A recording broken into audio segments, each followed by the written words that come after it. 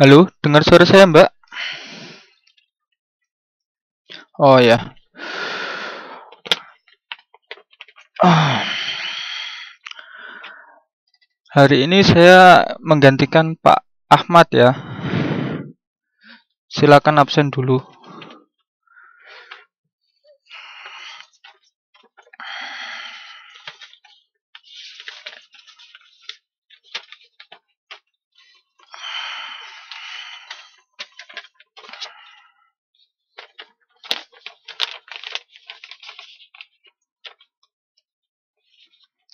Untuk semester 2 ini saya sama Pak Ahmad gantian ngajar.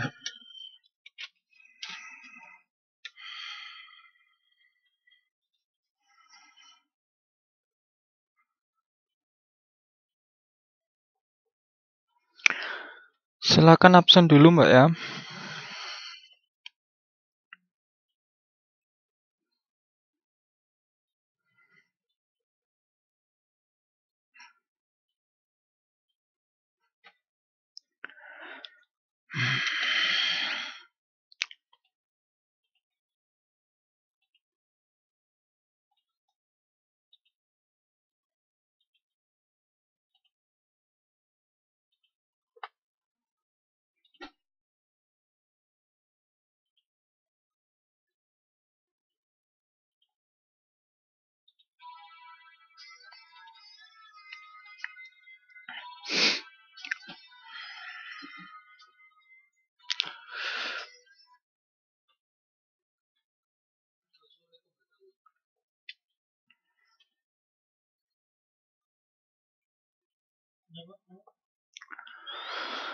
Malam, Mbak Wati nih.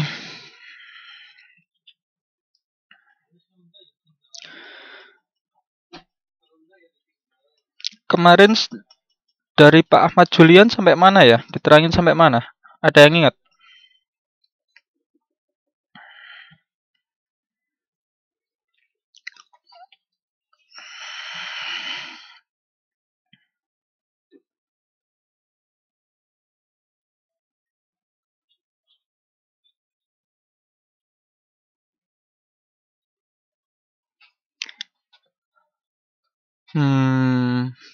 Tentang apa? Soal-soalnya? Lupa.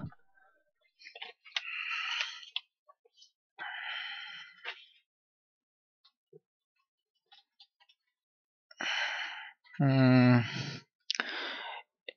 ya, hari ini kita juga belajar tentang komputer ya, tapi lebih ke etika dalam pengguna sistem informasi teknologi ya.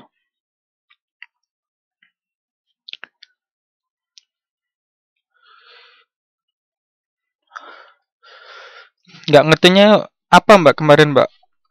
Masih bingung semua.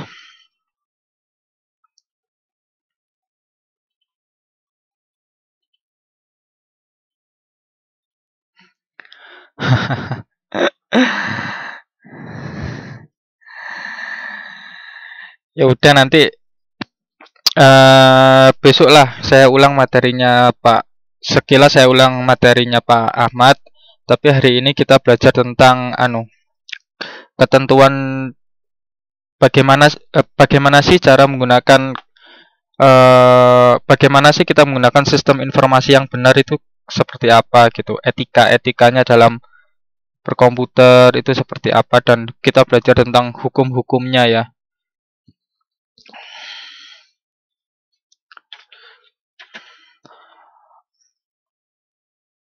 Oke, karena sudah 6 orang, saya coba mulai ya. Selamat malam, Mbak-mbak, teman-teman semua. Assalamualaikum warahmatullahi wabarakatuh. Eh, Langsung saja. Hari ini kita belajar tentang ketentuan penggunaan teknologi informasi dan komunikasi. Adapun materinya ada beberapa poin yang perlu kita pelajari untuk malam ini. Yang pertama tentang pelanggaran etika dan moral dalam penggunaan teknologi informasi dan komunikasi. Kemudian kita belajar tentang hak atas kekayaan intelektual. Kemudian kita belajar juga tentang kesehatan dan keselamatan dalam penggunaan teknologi informasi. Kemudian nanti di akhir saya akan adakan evaluasi alias PR. Nanti teman-teman kerjakan, nanti dikumpulkan ke inbox saya. Jelas sampai sini?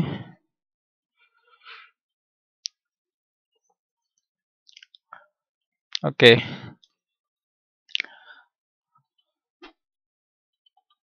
Saya lanjut kita mulai dari beberapa jenis pelanggaran atau kejahatan dalam teknologi informasi.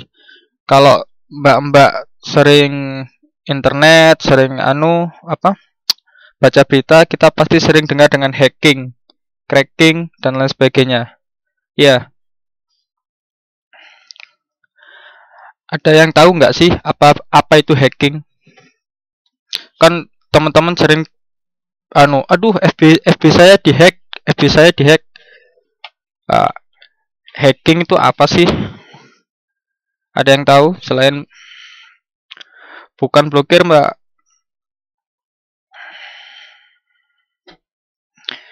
Kalau diblokir itu dilumpuhkan, ya hampir betul.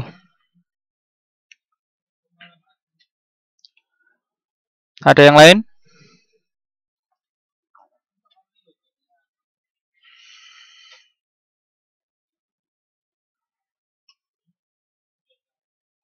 Terjangan. Bukan, Mbak. Jadi hacking itu kejahatan berupa kegiatan menjebol sistem keamanan komputer.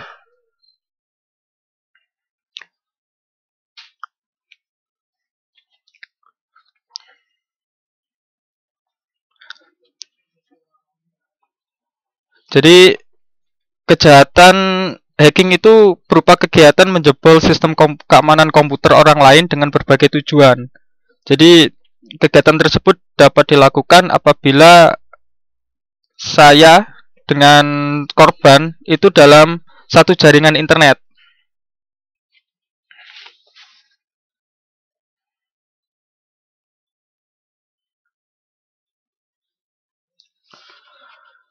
Ya, betul, Mbak Awin Mu'alifah. Nah, jadi sistem keamanannya, jadi kita loh,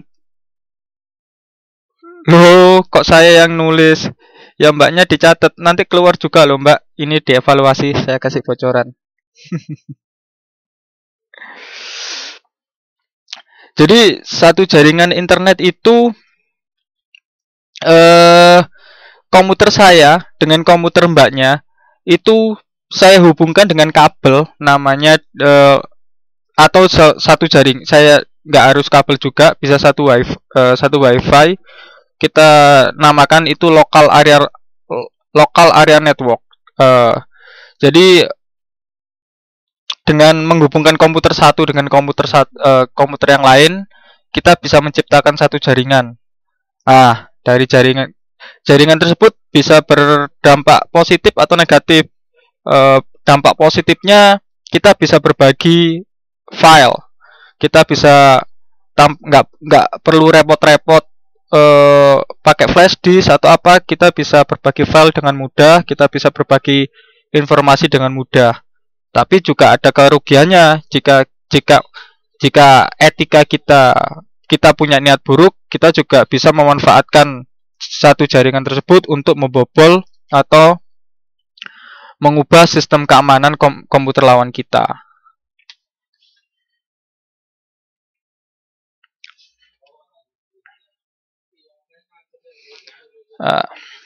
Kemudian sampai situ hacking jelas? Ada pertanyaan?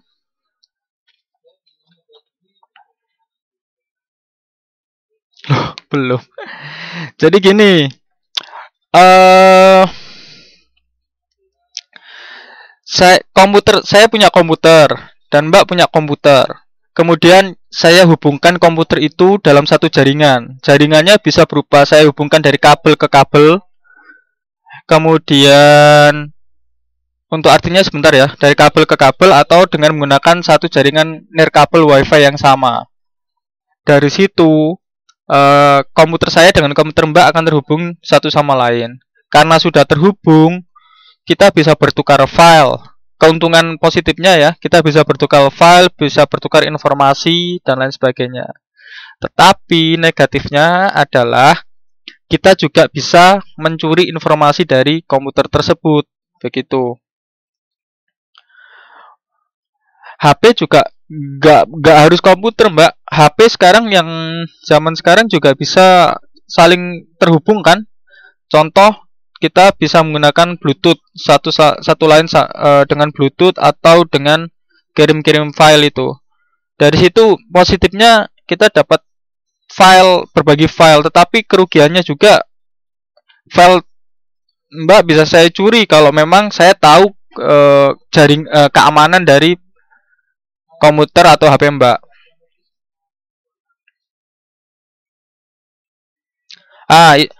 Pengambil alihan, kalau pengambil alihan FB itu nanti itu namanya cracking, Mbak. Yang kedua, bukan hacking. Jadi orang kadang salah persepsi antara hacking dan cracking. Gitu. Jadi saya ulangi ya, hacking itu kegiatan menjebol sistem keamanan komputer orang lain dengan berbagai tujuan. Betul Mbak Riri Rianti. Tetapi nggak semudah itu mencurinya juga. Kita harus tahu sistem keamanannya seperti apa, dan lain sebagainya. Dan orang yang belajar informatika yang paham dengan ini nantinya. Oke, paham, jelas? Kalau sudah, saya berlanjut ke cracking. Cracking itu kejahatan ini dilakukan dengan meretas sistem keamanan korban untuk mendapatkan keuntungan pribadi. Saya ulangi ya. Kejahatan ini dilakukan dengan meretas sistem keamanan korban untuk mendapatkan keuntungan pribadi. Jadi, keuntungan pribadi tersebut dapat berupa password, kartu kredit, kemudian data perusahaan, termasuk FB tadi. Kemudian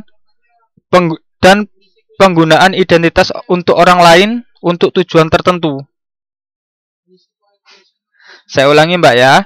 Cracking itu, kejahatan ini dilakukan dengan meretas sistem keamanan korban untuk mendapat keuntungan pribadi. Keuntungan pribadi dapat berupa password kartu kredit, data perusahaan, penggunaan identitas orang lain untuk tujuan tertentu. Jadi untuk FB tadi termasuk cracking. Selama ini orang salah mengira bahwa wah FB saya dihack. Sebenarnya kasusnya adalah cracking, bukan hacking.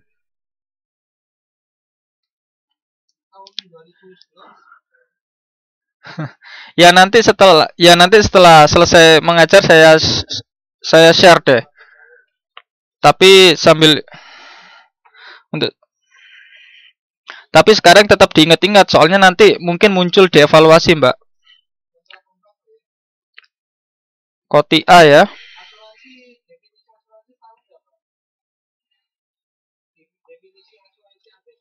Ya, nanti sambil diingat-ingat aja.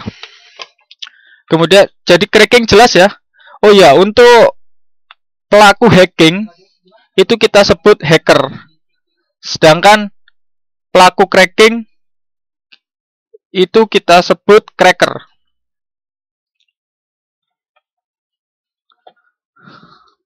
Yang lain dengar suara saya kan? Bukan gitu Mbak tulisannya.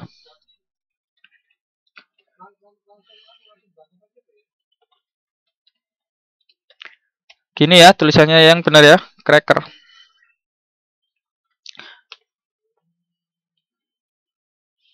Kemudian ya enggak, dicatat seperlunya aja Mbak. Jangan semua perkataan saya dicatat, ya poin-poinnya aja. Kemudian ada political hacking. Ini yang lagi marak sekarang. Jadi political hacking itu kejahatan atau kegiatan meretas suatu situs atau web yang bertujuan untuk politis. Bentuk umumnya meretas sistem keamanan situs yang dituju dan membuat pernyataan yang menyudutkan korban karena bertujuan politis. Jadi kayak sekarang lagi black campaign, kemudian negatif campaign, itu semua tuh kalau di dalam dunia IT dengan men-share hal-hal yang negatif atau salah, itu kita bisa sebut political hacking.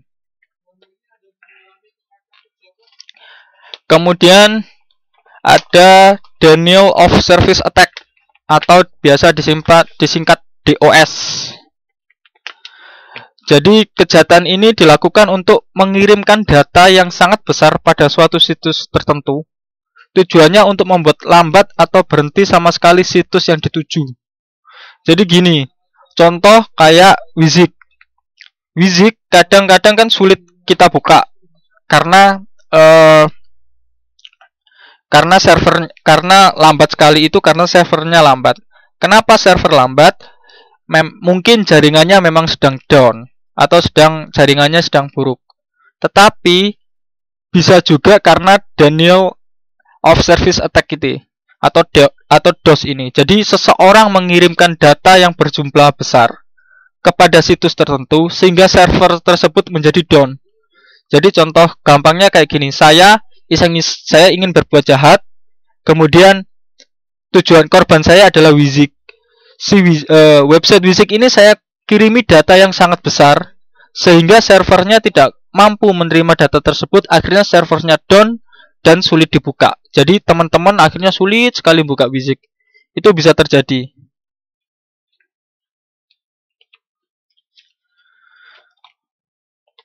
Ya, bisa kelebihan server itu.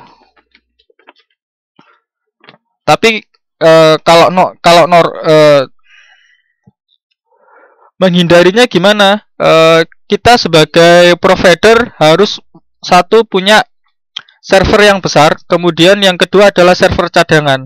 Jadi begitu server kita diserang, kita mengalihkan server kita ke server cadangan.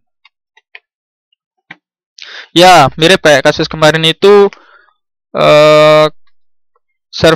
Sebenarnya kalau kasus kemarin itu bukan servernya yang lagi down, tapi kita lagi terkena blocking dari server Taiwan. Kemudian istilah-istilah aja Mbak, cuma mengingatnya aja yang sulit, nggak serumit matematika kok. Kemudian ada penyebaran virus.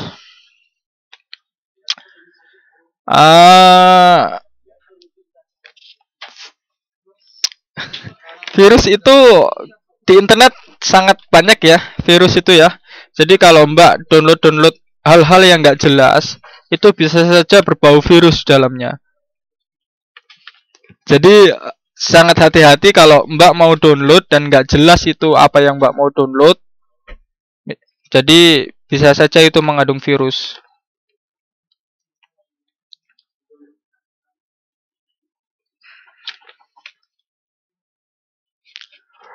Virus itu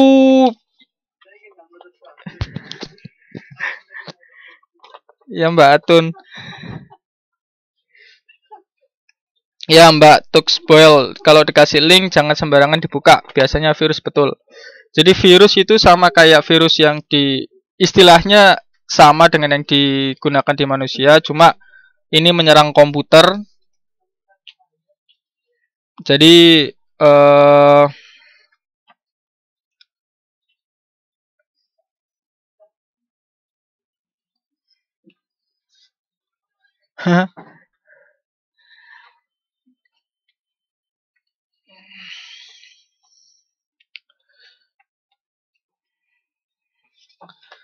ya, jadi sekali lagi sangat hati-hati ya kalau nggak ada link-link nggak jelas, nggak tahu mau download apa, harus waspada. Untuk antisipasinya, satu-satunya cara ya di komputer Mbak atau di HP Mbak pasang antivirus. Ada macam-macam antivirus yang bisa Mbak download mulai dari yang free sampai yang bayar.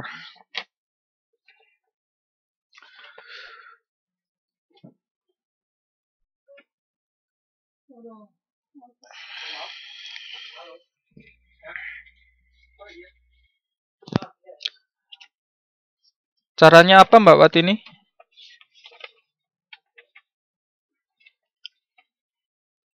Ya, download antivirus. Ada yang free, ada yang berbayar. Yang free ada AVG, ada apalagi ya, Kaspersky, itu bisa.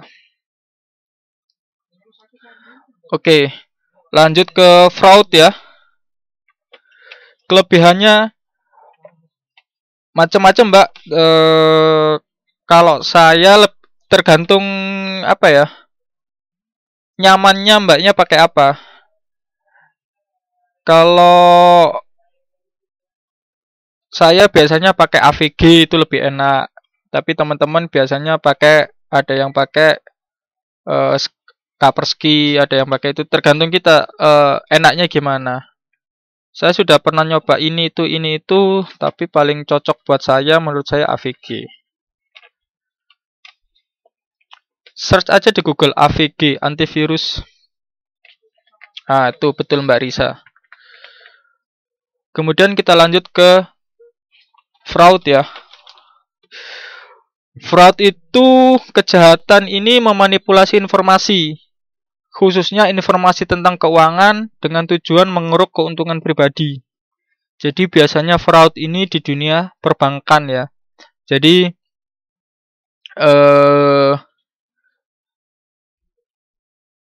kita memanipulasi rekening jumlah rekening di uang kita sehingga kenyataannya hanya 100.000, tetapi kita manipulasi dengan melakukan kejahatan IT ini, kita lakukan fraud ini sehingga uang kita bisa jadi 1 miliar gitu.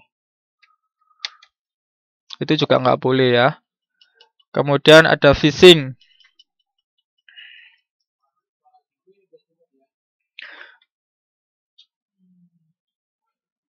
Wah, gimana caranya itu?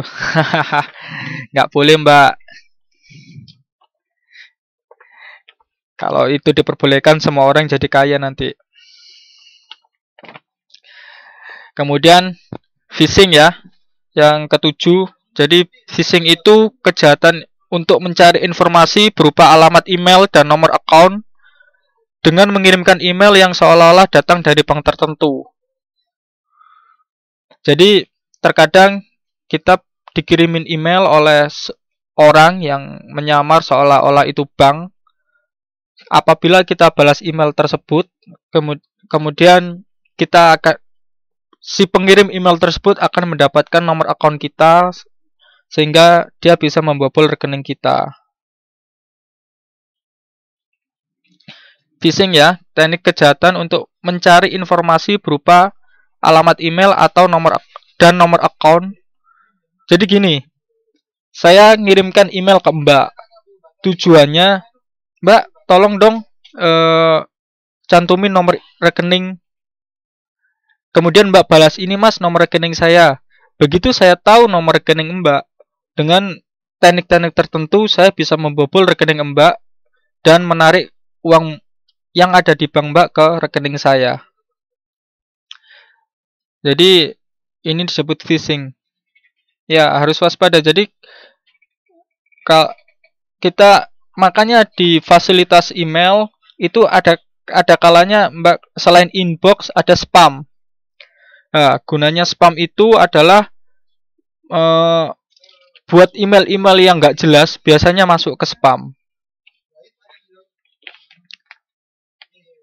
Gitu. Kemudian saya lanjut ke perjudian.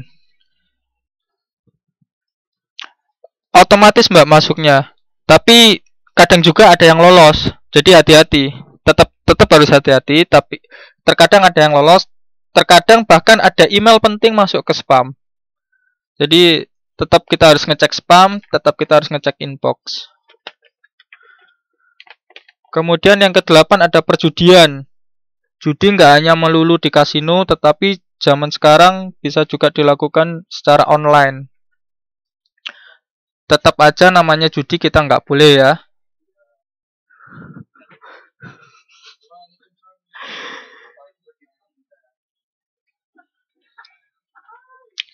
Kemudian yang kesembilan ada cyber stalking. Taruhan bola mau Piala Dunia, waduh. Itu termasuk judi nggak ya? Nggak tahu saya. Bisa Mbak. Jadi saya sebagai misalnya gini, judi di internet itu saya sebagai bandar. Kemudian saya bikin website yang lagi tren sekarang Piala Dunia ya. Saya sebarkan, ayo jago mana? Itali, apa Jerman, apa Inggris. Nah, Mbak ngeklik, oh saya jago Itali. Kalau saya menang saya dapat sekian. Kalau Mbak yang menang saya dapat sekian, kayak gitu. Di Inggris judi, di Hong Kong juga judi boleh Mbak, tapi kita kan orang Indonesia, judi tidak diperbolehkan. Jadi kita harus tetap etika dalam teknologi informasi ini tetap harus berpegang pada undang-undang.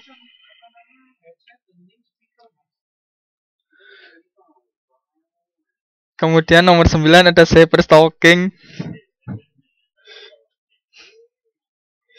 Jadi cyber stalking ini hampir sama seperti fraud, tapi kalau cyber stalking ini cuma ngirim email nggak jelas. Jadi kayak email promosi yang nggak jelas itu disebut cyber stalking.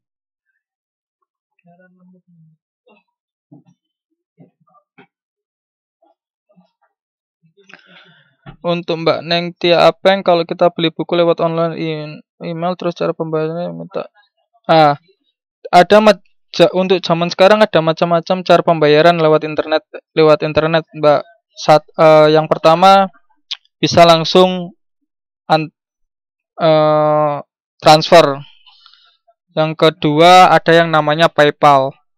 Jadi ya Mbak Mini. Jadi macam-macam sistemnya. Ada yang langsung pakai nomor rekening, jadi langsung pakai kartu kredit dengan mengisi data diri kita, kemudian mencantumkan nomor kartu kredit kita, kemudian otomatis dipotong dari kartu kredit kita. Ada juga yang pakai PayPal atau rekening bersama. Jadi kita ngirim ke bank tertentu, kemudian barang tersebut dikirim ke kita, bank tersebut baru akan mengirimkan uang setelah barang kita terima. E-banking itu internet banking. Jadi kita bisa transfer, cek saldo menggunakan internet, Mbak.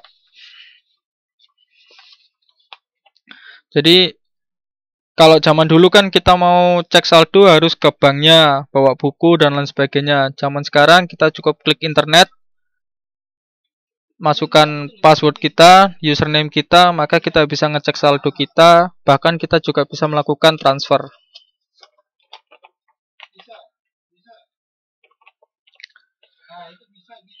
Ya Mbak Uswatun.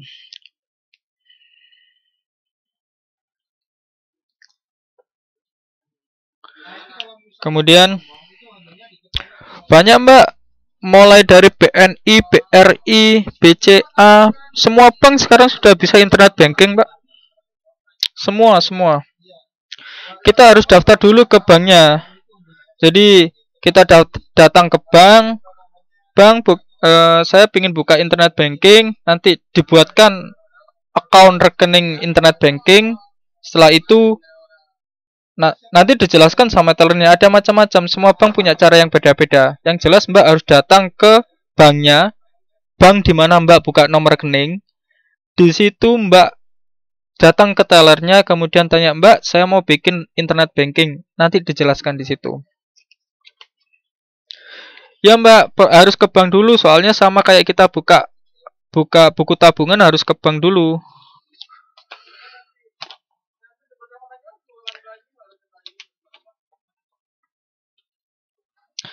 Lewat ATM bisa bank-bank tertentu. Oh, untuk pembukaan awal harus datang ke bank, Mbak. Kalau lewat ATM itu biasanya transfer atau mungkin bank-bank tertentu bisa, tetapi lebih aman Mbak datang ke banknya langsung. Jadi kode dan lain-lain sebagainya, tata caranya bisa dijelaskan di bank. Jadi nanti Mbak tidak terjadi kesalahan. Lupa password nanti bisa ke bank atau bisa telepon ke call centernya. Nanti diarahkan. Oh iya, ada beberapa bank yang bisa lewat ATM memang. Internet banking ya, bukan transfer ya. Kalau transfer beda, kalau transfer bisa lewat ATM. Oke, lanjut ke piracy ya, yang ke-10 ya. Kegiatan ini dilakukan untuk membajak hak cipta orang lain sehingga menghilangkan potensi pendapatan perusahaan atau si pembuat. Jadi VCD bajakan, DVD bajakan itu termasuk ke dalam yang nomor 10 ini. Ya, jadi membaca hak cipta orang lain sehingga menghilangkan potensi pendapatan. Itu termasuk ke dalam piracy. Oke. Lanjut ke undang-undangnya, hukumannya. Jadi kalau kita melanggar salah satu dari ke-10 tadi, itu ada 2 macam pidana yang dikenakan, yaitu pidana 1 tahun dan denda 1 miliar. Ya Mbak. Jadi sesuai dengan Undang-Undang Nomor 11 Tahun 2008 Pasal 26, setiap orang dilarang menyebarkan informasi elektronik yang memiliki muatan pornografi, porno aksi, perjudian, dan atau tindak kekerasan melalui komputer atau sistem elektronik. Kemudian Pasal 27 ayat 1, setiap orang dilarang menggunakan dan atau mengakses komputer dan sistem elektronik dengan cara apapun tanpa hak untuk memperoleh, mengubah, merusak, atau menghilangkan informasi komputer dan atau sistem elektronik. Pidana 4 tahun penjara dan denda 1 miliar.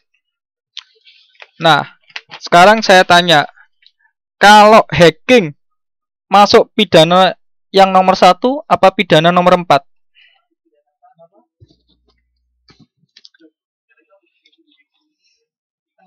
Loh, hacking tadi apa? Kegiatan berupa menjebol sistem keamanan komputer. Ya, nomor 4. Jadi, setiap orang dilarang atau mengakses komputer dengan cara apapun. Ya, nomor 4 ya. Karena kalau nomor 1 itu termasuk yang tadi perjudian, itu nomor 1. Pidana 1 tahun. Itu perjudian. Kamu jelas ya undang-undangnya ya. Jadi kalau sampai melanggar dan ketahuan, ini hukumannya.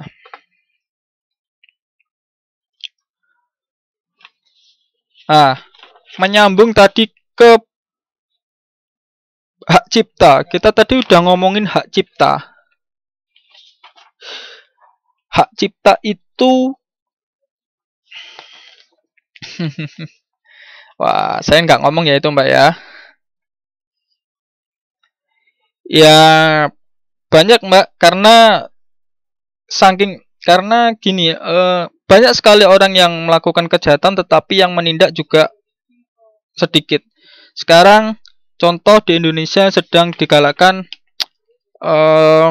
pemblokiran situs porno kayak gitu. Jadi pencegahan itu juga dilakukan oleh pemerintah. Banyak kasus-kasus yang pernah ditangkap. Contoh dulu ada anak Jember yang meretas situsnya SBY, umur 16 tahun. Dia mengcracking situsnya SBY, kemudian ditangkap polisi. Coba search saja kalau nggak percaya nanti.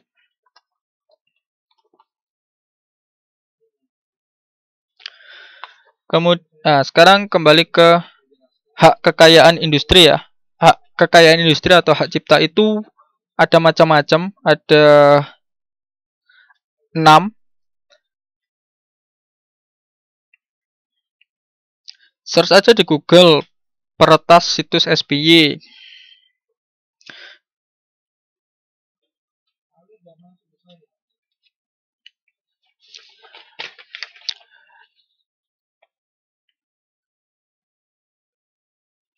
Bisa Mbak, itu termasuk bisa dikenakan cracking atau Mbak Kwan Anmi ya, itu bisa dikenakan cracking atau bisa dikenakan piracy. Jadi cracking kan kejahatan dilakukan dengan meretas sistem keamanan korban untuk mendapatkan keuntungan pribadi. Keuntungan pribadi tersebut dapat berupa password, data perusahaan, dan penggunaan identitas orang lain untuk tujuan tertentu. Jadi kalau dia menggunakan itu untuk tujuan tertentu, bisa dimasukkan ke dalam cracking.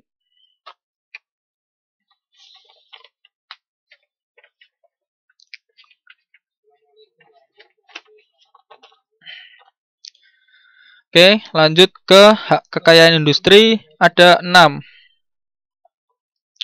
Hak paten, merek, desain industri, desain tata letak, sirkuit terpadu, sama rahasia dagang.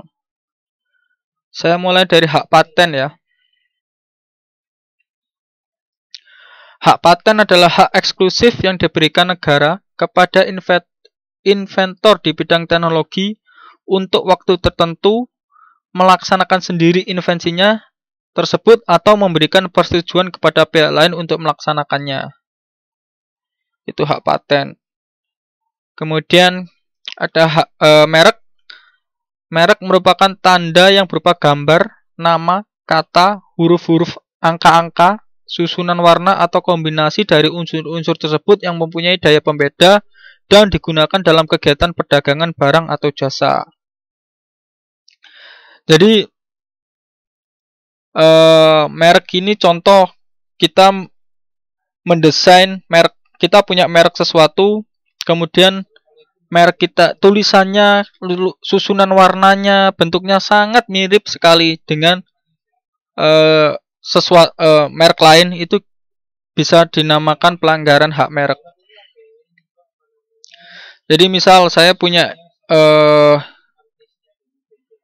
logo Acer gitu ya, A-nya seperti itu, C-nya seperti itu, kemudian saya ada orang lain yang bikin persis sama seperti itu bisa dikenakan pelanggaran hak merek.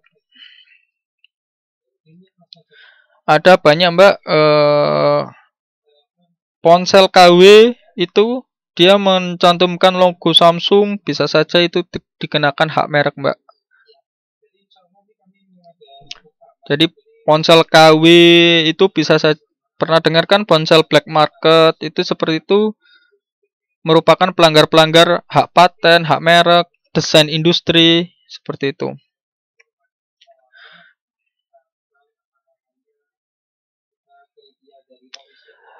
Tahu KW-nya gimana? Satu dari harga Mbak. Paling gampang itu dari harga. Kalau harganya jauh sekali murah, itu bisa saja KW. Kalau misalnya pasarannya handphone itu merek A itu pasarannya 4 juta. Ada teman Mbak atau orang lain jual dengan harga 1.500.000, itu bisa saja KW. Kemudian cek kedua adalah nomor serinya. Dari nomor seri, biasanya harusnya nomor seri di dalam HP baterai itu harus sama dengan nomor seri yang ada di dosbooknya. Ya, jersey bola itu yang banyak juga dipalsu Mbak. Kalau nomor seri itu sama, itu kemungkinan HP-nya bagus. Oke. Kemudian ada desain industri. Desain industri adalah suatu kreasi tentang bentuk, konfigurasi, atau komposisi garis atau warna, atau garis dan warna, atau gabungan daripadanya yang berbentuk 3 dimensi atau 2 dimensi yang memberikan kesan estetis dan dapat diwujudkan dalam pola 3 dimensi, serta dapat dipakai untuk menghasilkan produk, barang, komoditas, industri atau kerajinan tangan.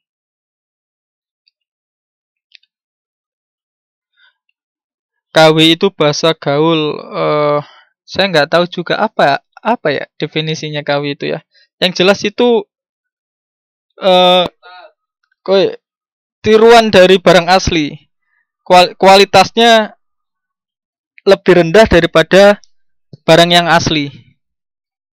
Biasanya ada KW grade 1, KW ori, KW grade itu. Ya, imitasi.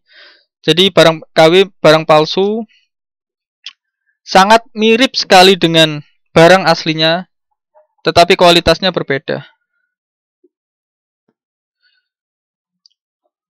Oh iya Mbak, tiruan ada KW-KW-nya. Saya juga nggak ngerti itu gimana membedakan KW1, KW2 itu gimana bedanya, saya juga nggak ngerti itu. Kemudian lanjut ya ke desain tata letak ya. Desain tata letak merupakan kreasi berupa rancangan petakan 3 dimensi dari berbagai elemen dan sekurang-kurangnya satu dari elemen tersebut dimasukkan untuk persiapan pembuatan sirkuit terpadu. Jadi kayak saya ambil contoh lagi, HP replika tadi, selain dia melanggar hak paten karena nggak punya paten merek, kemudian mereknya dia langgar, kemudian desainnya dia langgar, desain tata letaknya juga dia langgar. Jadi tempat kamera, lubang kameranya sama, keypadnya sama, itu termasuk pelanggaran desain tata letak. Ya Mbak Siti Aminah. Ya, seperti kalau baju seperti merek Adidas tapi dijual di pasar, kualitasnya sangat jauh berbeda Mbak. Yang asli bisa jutaan harganya, kalau di pasar mungkin kita 30.000 sudah dapat. Tapi kualitasnya juga jauh beda, itu pelanggaran. Kemudian selain itu ada sirkuit terpadu. Sirkuit terpadu adalah suatu produk dalam bentuk jadi atau setengah jadi yang di dalamnya terdapat berbagai elemen dan sekurang-kurangnya satu dari elemen tersebut adalah elemen aktif yang sebagian atau seluruhnya saling berkaitan serta dibentuk secara terpadu di dalam sebuah bahan semikonduktor.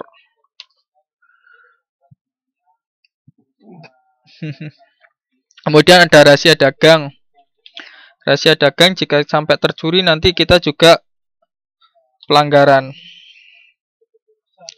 Jelas sampai sini hak kekayaan industri?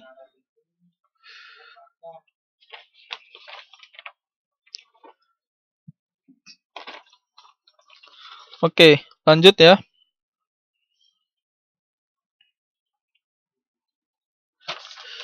Nah, yang mengatur hak cipta itu semua ada di Undang-Undang Hak Cipta nomor 19 tahun 2002.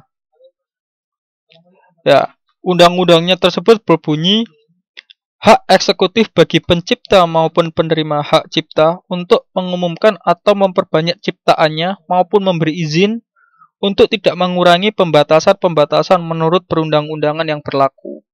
Jadi, orang yang mempunyai hak cipta dilindungi oleh Undang-Undang Hak Cipta nomor 19 tahun 2002. Begitu. Jadi ya nanti kita belajar bareng Mbak. Ini kan belajar bareng. Jelas ya sampai. Jadi kalau Mbak punya hak cipta nanti suatu saat Mbak nyiptain apa gitu ya. Nah, hak cipta Mbak dilindungi sepenuhnya oleh undang-undang kita, Undang-Undang Republik Indonesia nomor 19 tahun 2002. Sampai jam 10.30.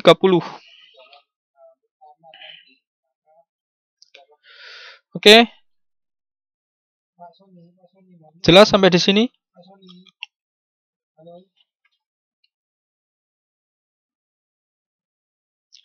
Oke. Nah, yang termasuk hak cipta itu ada macam-macam. Jadi hak cipta hak cipta itu di biasanya disebut dengan industri kreatif. Jadi sedangkan jenis industri kreatif itu ada macam-macam, mulai dari musik, periklanan, arsitektur, pasar seni dan barang antik, desain fashion, video dan film, permainan interaktif, seni pertunjukan, penertiban dan percetakan, televisi dan radio, riset dan pengembangan, serta layanan komputer dan perangkat lunak lainnya. Jadi, hal-hal ini yang termasuk di dalam undang-undang hak cipta. Jadi, misal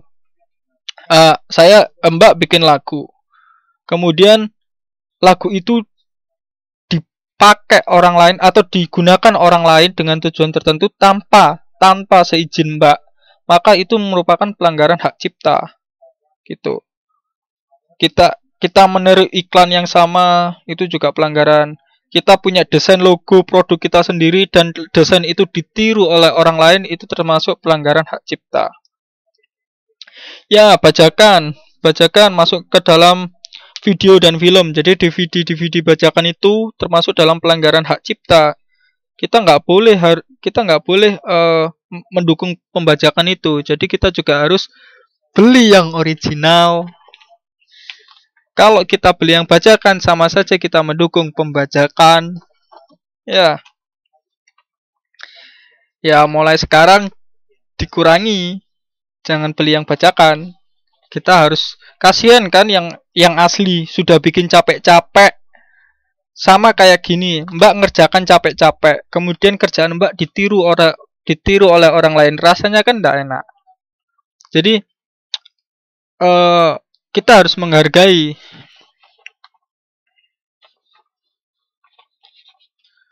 Loh, beda Mbak. Kalau YouTube, ya kalau YouTube itu kan memang streaming online. Jadi dan free. Itu beda lagi kalau YouTube.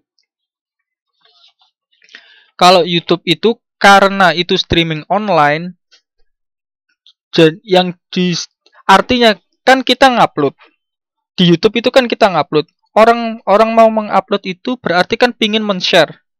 Jadi sebelum kita upload kita pasti mendatangi agreement yang artinya bahwa video kita siap dipublikasikan dan dibagikan kepada orang lain. Jadi apabila kita upload ke YouTube, itu artinya kita secara otomatis sudah mengizinkan bahwa video yang kita upload kita share ke orang lain. Jadi itu bukan pelanggaran.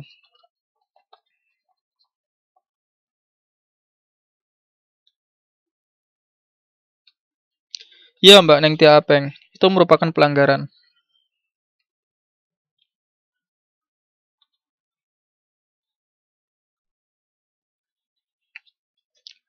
Wah, kalau di YouTube Mbak download dengan IDM itu ilegal. Karena YouTube itu untuk streaming online, bukan untuk digunakan secara koleksi pribadi. Oke? Jelas sampai sini?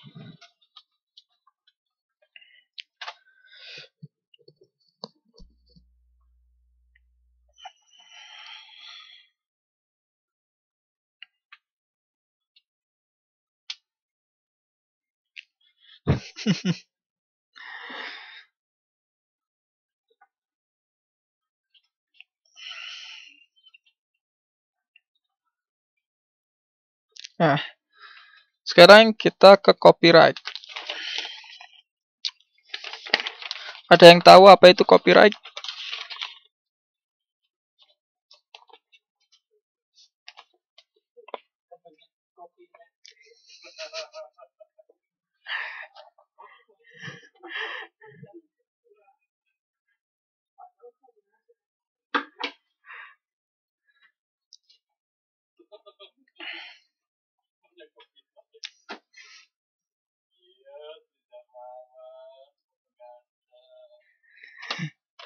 Nah, itu betul itu Mbak Kwan Ami. Itu bahasa Inggrisnya. Kopi hitam. Dari mana Mbak hitamnya itu?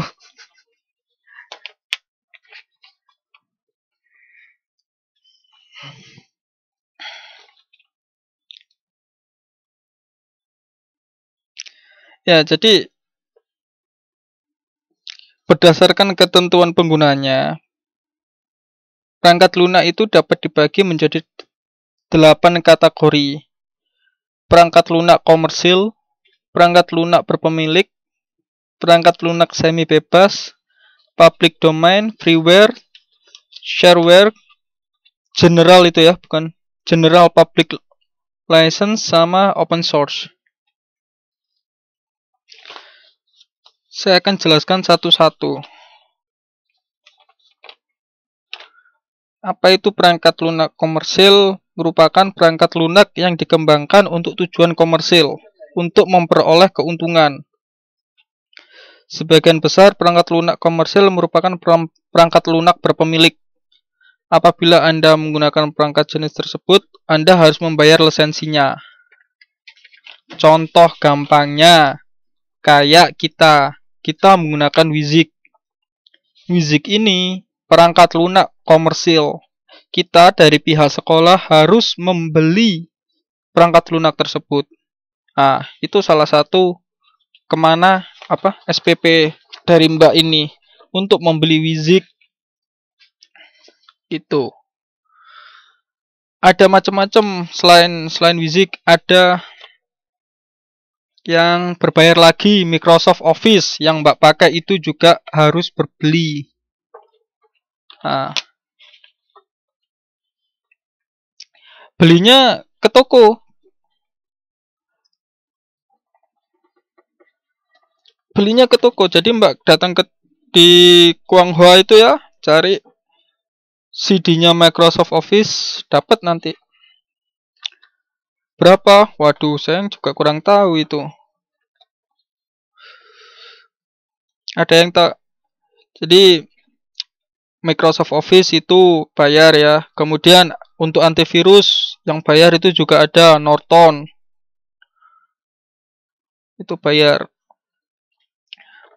Game-game juga ada yang bayar kan? Nah, itu termasuk perangkat lunak komersil.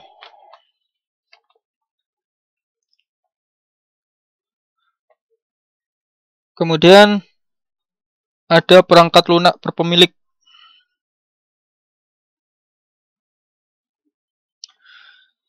Ya, itu bisa saja Mbak, waktu Mbak bayar sudah termasuk harga-harga software tersebut. Bisa juga itu pembajakan, kita nggak tahu.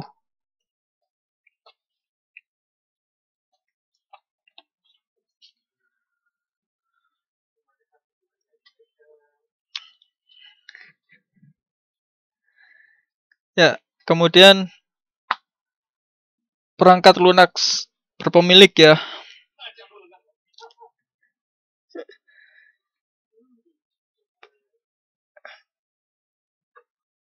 Perangkat lunak kategori berpemilik adalah perangkat lunak yang tidak bebas ataupun semi bebas.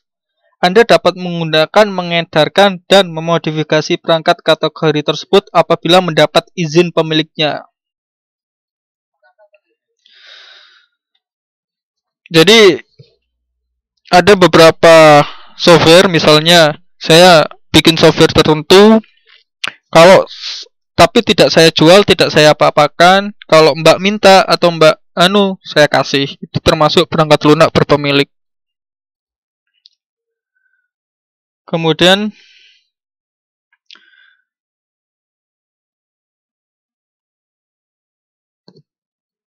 harusnya Mbak, kalau yang benar ya, laptop baru itu sekarang paling cuma dapat operating systemnya, cuma dapat Microsoft Windows-nya. Untuk mendapatkan Microsoft Office-nya, Mbak harus beli. Itu yang benar Mbak ya.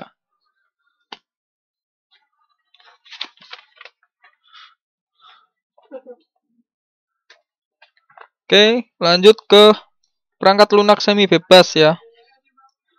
Perangkat lunak semi bebas merupakan kategori perangkat lunak yang dapat Anda gunakan, salin, dan modifikasi untuk keperluan tertentu.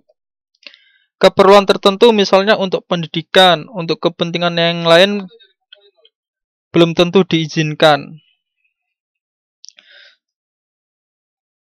Jadi contohnya ada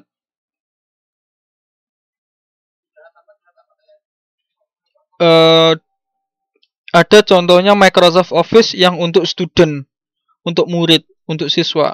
Itu harganya lebih murah daripada Microsoft Office yang untuk orang umum, tapi fungsinya juga sedikit berbeda dengan yang versi umum. Namun, yang student itu bisa di-copy bebas kepada teman-temannya. Bisa digunakan sampai 5 sampai 10 orang. Kalau yang umum itu Microsoft Office yang umum itu cuma bisa digunakan untuk 1 orang. Polaris Office itu semacam office trial, Mbak. Jadi Mbak dikasih gratis 30 hari. Tapi setelah itu nanti Office-nya akan diblok, tetapi bloknya nggak semua, hanya beberapa fungsi tertentu yang diblok. Kalau Mbak ingin gunakan fungsi itu, Mbak harus bayar.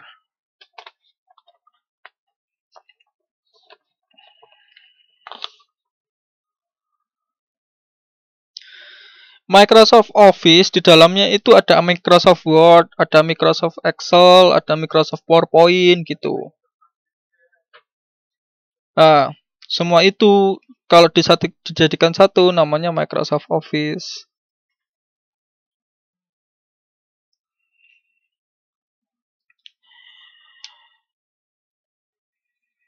Iya, Mbak. Ya makanya itu karena harganya yang mahal-mahal itu, makanya pembajakan ada di mana-mana. Internet Explorer itu untuk membuka internet, Mbak.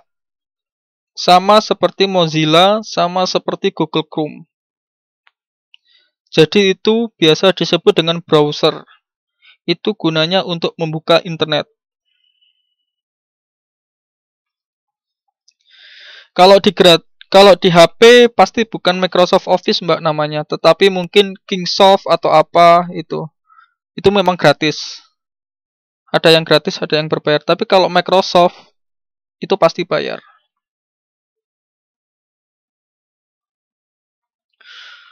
Sama saja, Mbak, Internet Explorer, Google Chrome, Mozilla itu sama semua. Punya kelebihan dan kekurangan masing-masing.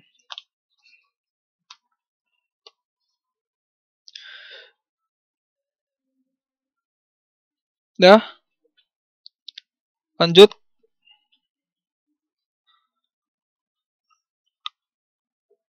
Iya sih, saya juga merasa seperti itu. Tapi Explore itu gratis karena disediakan gratis dan ringan. Maksudnya tidak terlalu memberatkan kinerja dari komputer.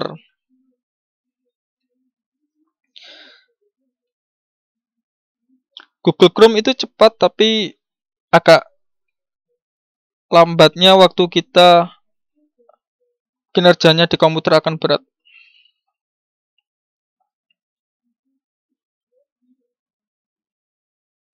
Oke, lanjut ke public domain. Public domain itu kategori perangkat lunak tanpa hak cipta ya. Tanpa hak cipta. Tanpa hak cipta bukan berarti tidak ada yang menciptakan. Contohnya software itu sudah kadaluarsa. Kemudian ada freeware. Namanya free berarti perangkat lunak tersebut dapat didapatkan secara gratis. Kemudian ada shareware. Ini boleh disebarkan secara bebas. Mendapatkannya nggak gratis, tetapi boleh disebarkan secara bebas. Kemudian ada namanya General Public License ini kebalikan dari copyright. GPL memberi hak kepada orang lain untuk menggunakan sebuah ciptaan dengan syarat jika memodifikasi dan membuat turunannya harus mempunyai lisensi yang sama.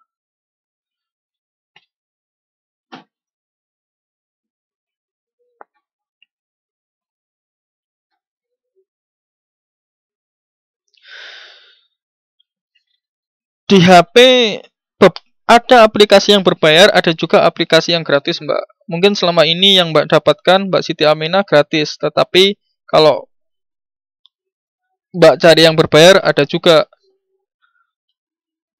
Jelas fungsinya berbeda. Yang gratis cuma bisa gitu-gitu aja. Kalau yang bayar tentu fungsinya bisa lebih meningkat daripada yang gratis.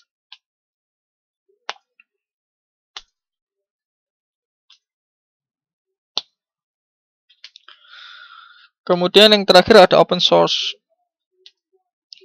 Adalah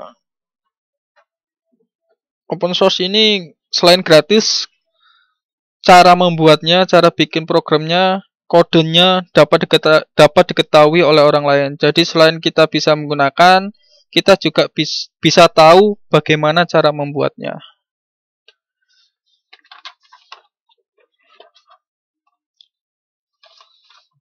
Jelas sampai sini?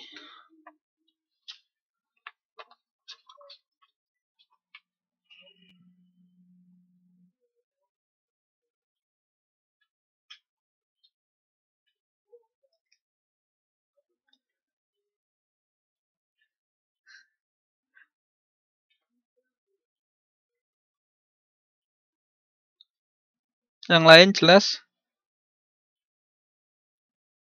Oke. Lanjut ya.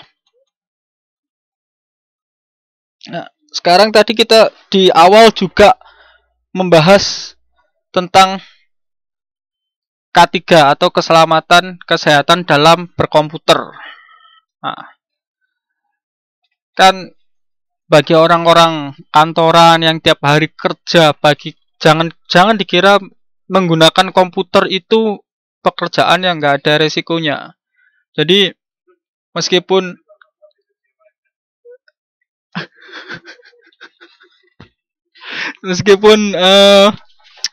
kelihatannya hanya duduk-duduk aja, tetapi bekerja menggunakan komputer itu bisa, yang terus-terusan itu juga bisa menyebabkan kelelahan ya. Satu, bisa menyebabkan mata, kalau terlalu dekat dengan monitor itu mengandung hal-hal yang berbahaya, terutama untuk kesehatan mata. Ada, karena dari monitor itu memancarkan sinar X, sinar ultra ungu, gelombang mikro, dan elektromagnetik. Jadi kalau kita terlalu dekat dengan komputer, itu bisa menyebabkan, selain komputer atau TV atau elektronik lainnya, itu bisa menyebabkan mata kita minus. Jarak yang pas itu antara 50 cm sampai 100 cm. 50 cm sampai 1,5 meter sampai 1 meter, atau 50 cm sampai 100 cm. Itu jarak yang pas agar kita terhindar dari radiasi sinar X dan lain-lain. Kemudian cara duduknya bisa dilihat di gambar. Itu kita juga nggak boleh terlalu bungkuk, terlalu itu, karena bisa membuat leher kita kaku. Kemudian sudut pandangnya juga harus diatur. Jadi sudut pandangnya antara 15 sampai 20 derajat dari mata kita.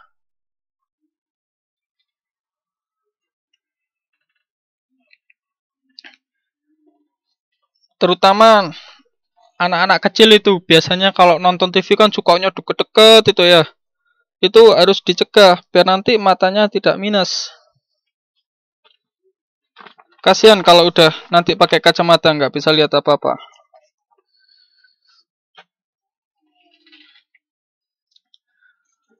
Jelas dari sini gimana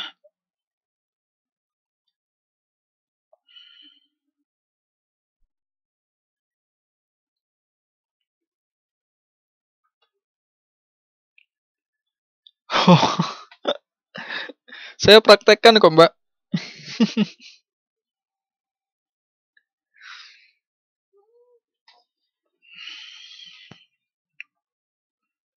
Buktinya saya belum pakai kacamata.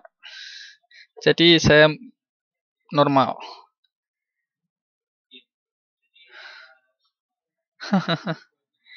Oke, jelas sampai sini. Jadi jangan sampai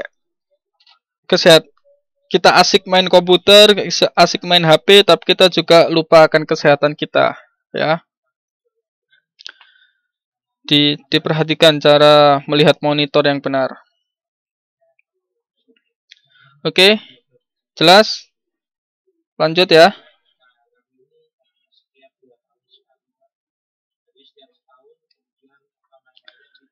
Kemudian cara mengetiknya juga,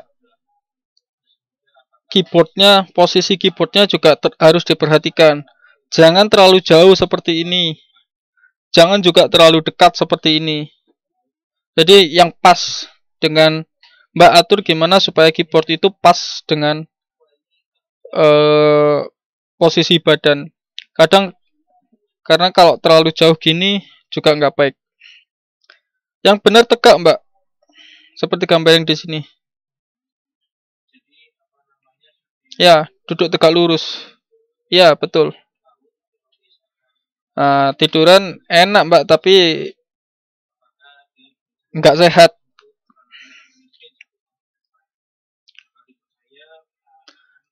Oke.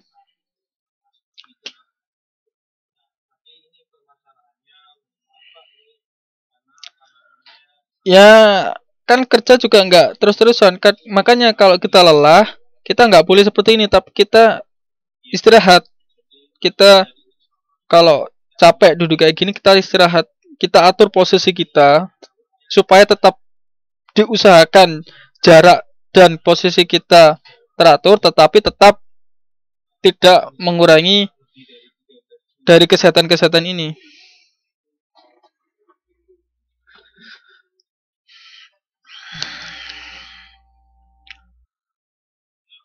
Jelas?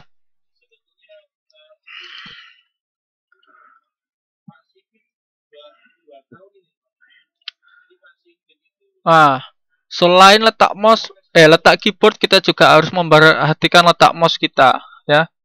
Jangan mouse-nya terlalu jauh di kanan.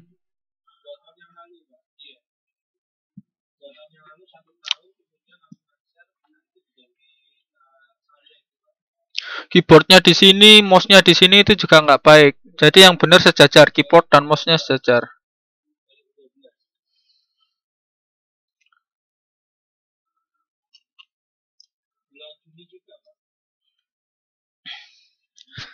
Jelas ya?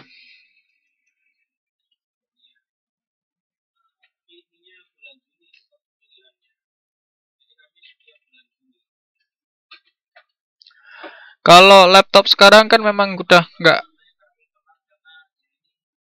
nggak pakai mouse, tapi sudah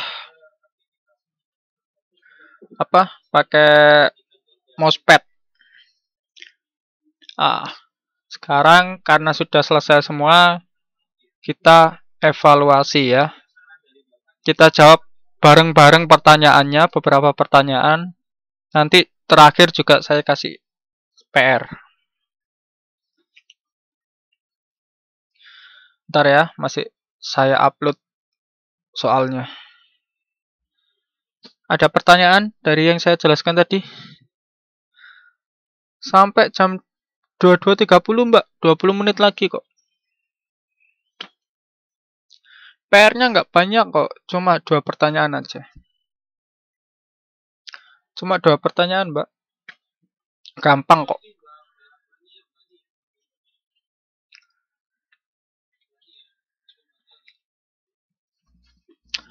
Nggak, gampang kok. 5 menit selesai ini ngerjakannya.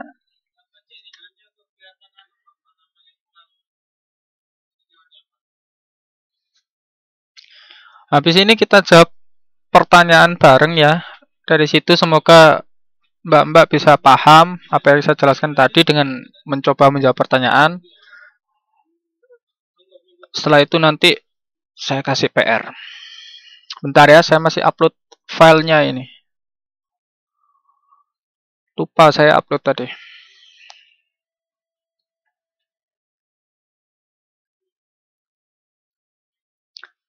Bentar Mbak, ini masih 57%. Sabar ya.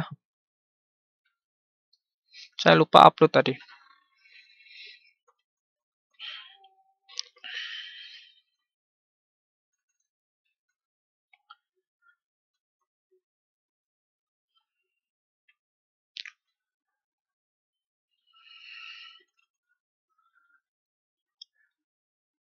PR-nya oh ya, PR-nya nanti dikumpulin pada minggu depan ya, ke inbox saya ya, minggu depan.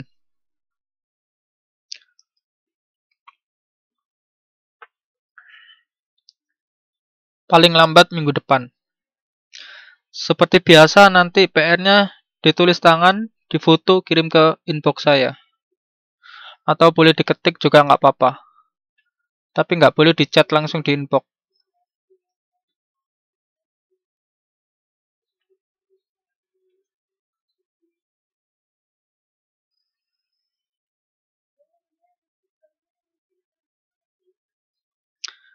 Inbox aja Mbak. Email soalnya saya buat yang penting-penting.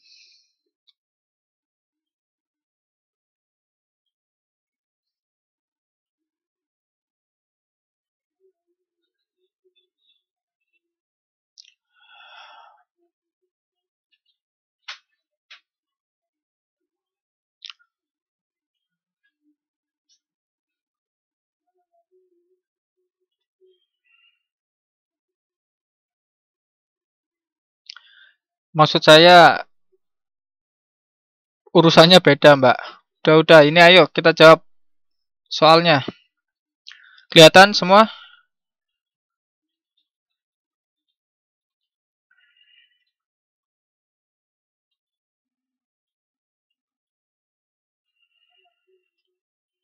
Oke. Yang nomor 1 jawabannya apa?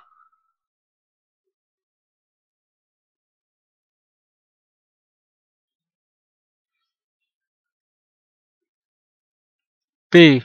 Yang lain?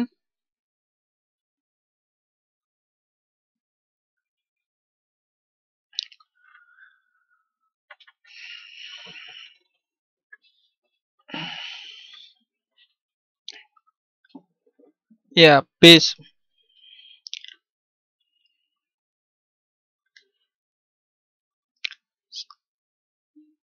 2 dan 4 tahu fungsinya ya. Modem scanner tahu fungsinya ya.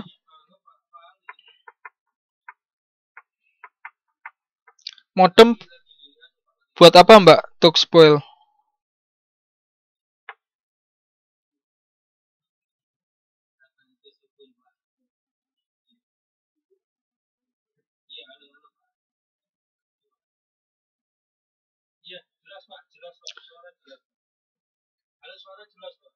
Ya, modem itu untuk menghasilkan internet. Sedangkan scanner itu untuk merubah dokumen kertas menjadi gambar. Jadi kalau kalau zaman dulu belum ada kamera gitu ya, kita scan. Tapi sekarang kan sudah canggih.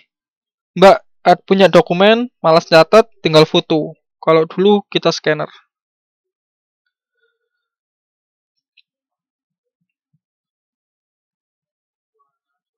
Modem untuk sambungin internet, iya. Ya, mirip di foto. Oke. Jelas ya nomor 1 ya.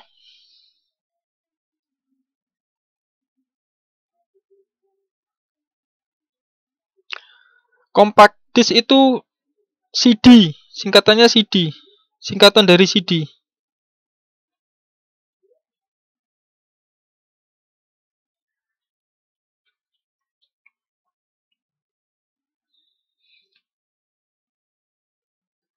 Udah?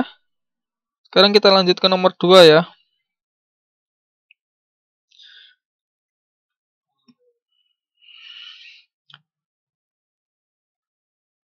Monitor dan CPU dihubungkan menggunakan apa jawabannya?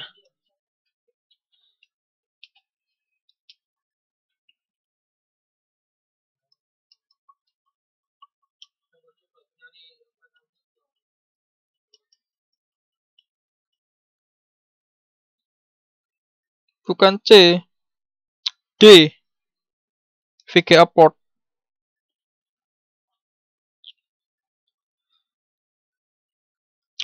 USB port itu untuk mencolokkan flash disk.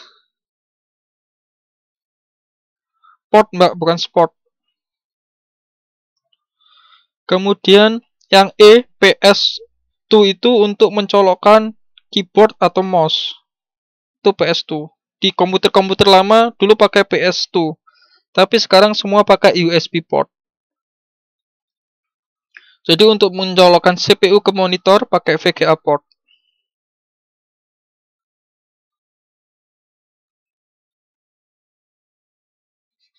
Jelas? Bukan A mbak, jawabannya tapi D. Oke, lanjut ke nomor 3. Yang sudah bisa pakai Microsoft Word. Ayo, Ctrl P itu menulis huruf P, kemudian menggunakan program Microsoft Word. P huruf besar. Kita ingin nulis P huruf besar, itu nekan tombol apa? Ya, E. Betul.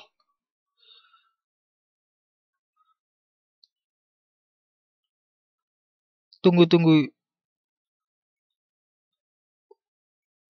Ini soalnya sepertinya sudah pernah dikasih ya sama Pak Ahmad ya. Sebenarnya saya salah upload file ini. Oh, belum? Oh ya.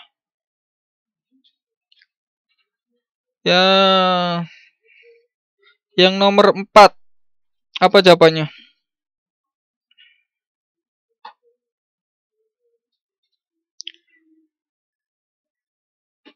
Yang nomor 4 jawabannya D, folder ya. Jadi dalam satu folder itu pas ada beberapa file.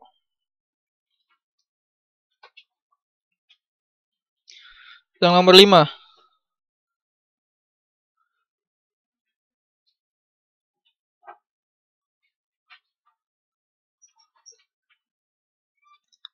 Betul, delete. Jadi kita kalau lagi nyeken virus, kemudian komputer kita ada virus, kita tekan tombol delete aja.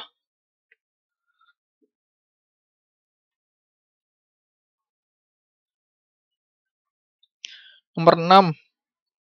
Ada yang tahu?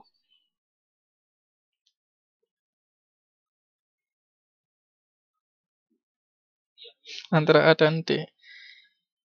Ada yang tahu apa bedanya laptop sama netbook?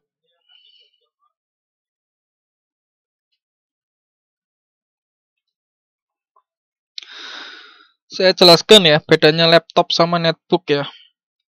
Ya, netbook biasanya kecil. Spesifikasinya atau gunanya biasanya hanya untuk berinternet saja. Jadi spesifikasinya untuk internet saja. Sedangkan laptop fungsinya bisa untuk macam-macam. Oh enggak mbak, laptop sekarang ada yang slim, ada yang tipis.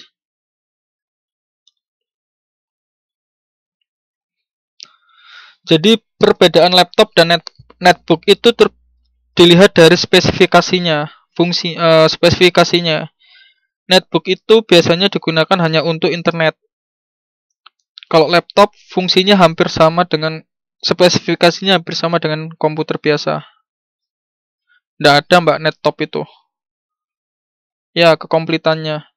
Bukan kekomplitannya bisa, tetapi yang spek di dalamnya, spesifikasi di dalamnya mbak.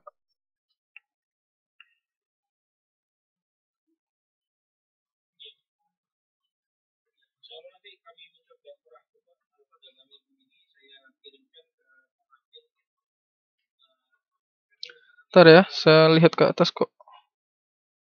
Oh, ini dia. Saya salah ya. Sorry ya, sorry. Saya salah ngasih soal. Kita, sorry ya, saya salah ngasih evaluasi. Pantesan kok beda materi dengan itu. Oke, yang nomor satu. Ayo, 10 menit. Nomor satu apa jawabannya?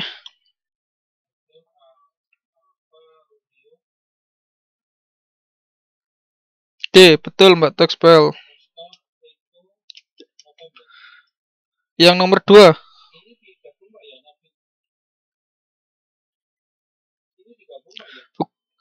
Yang nomor dua,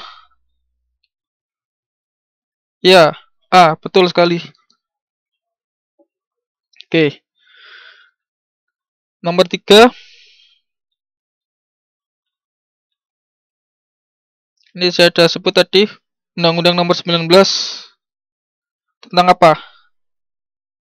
Nomor tiga.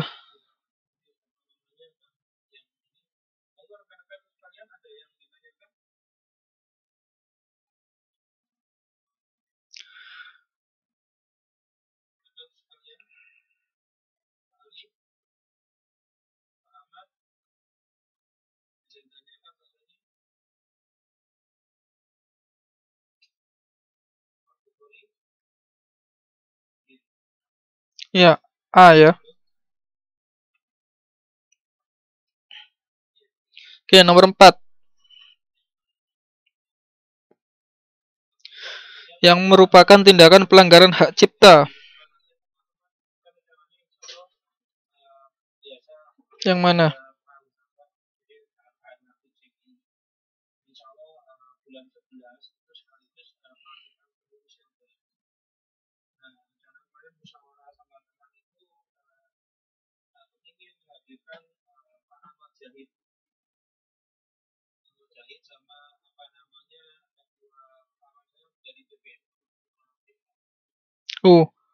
Kalau tanpa merugikan pencipta, yang C itu enggak melanggar, Mbak. Kan tidak merugikan.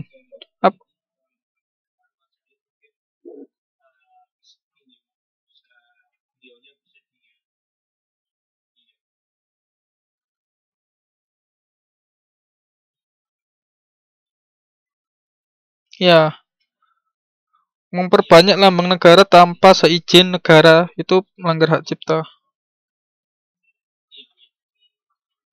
Yang nomor 5.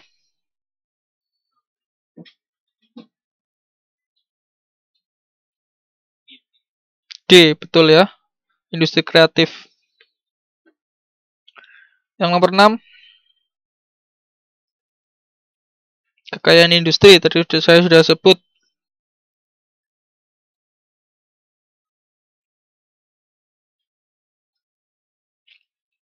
Ya, betul Mbak Watini, A. Mbak Ana Meli juga A, betul. Kemudian nomor 7, yang merupakan open source. Ini nggak tahu ini. E ya. Open source itu tadi apa? Ada yang ingat open source tadi apa?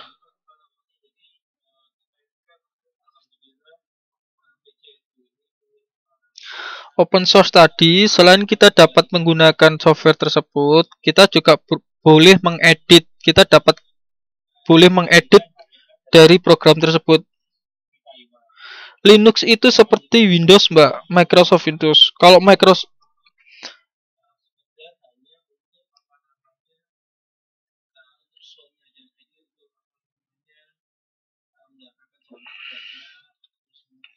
jadi seperti Windows. Operating system. Jadi komputer bisa dijalankan kalau punya operating system. Yang umum digunakan adalah Windows, tetapi ada juga Linux juga punya. Kemudian ada lagi Macintosh punya Apple. Kemudian yang baru sekarang ada Chrome.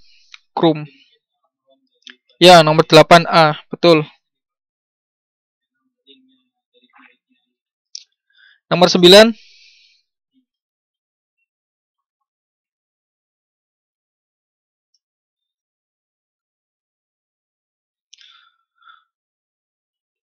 Nomor 9 yang benar B ya.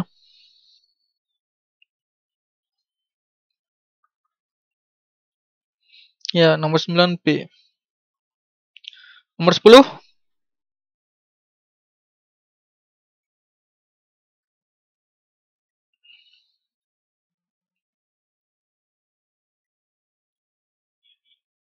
Kok D semua? B, Mbak. Oh, malah E. B ya. 10 sampai 20 derajat.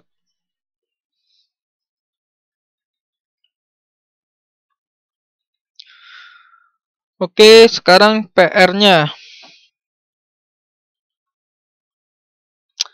Ini silakan dicatat PR-nya, jawabannya dikumpulin minggu depan.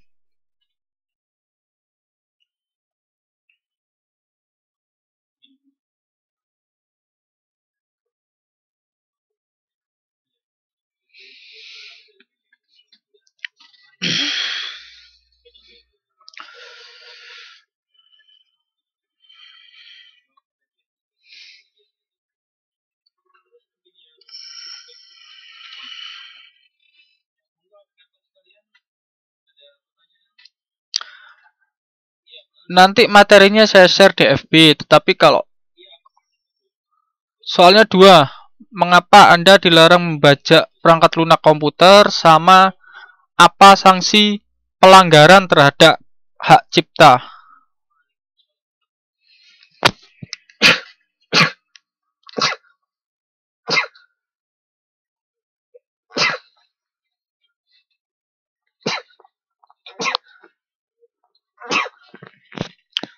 Ya Mbak, salah ketik, kurang L. Dah.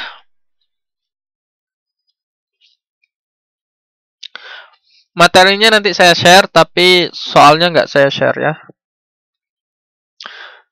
Boleh diketik di dokumen, boleh. Yang nggak boleh itu diketik langsung di inbox.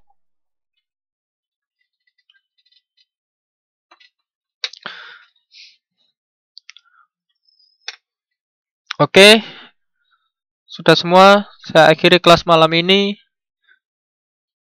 Kalau nggak, kalau ada yang nggak jelas, silakan tanya nanti. Oke, saya akhiri ya. Assalamualaikum warahmatullahi wabarakatuh.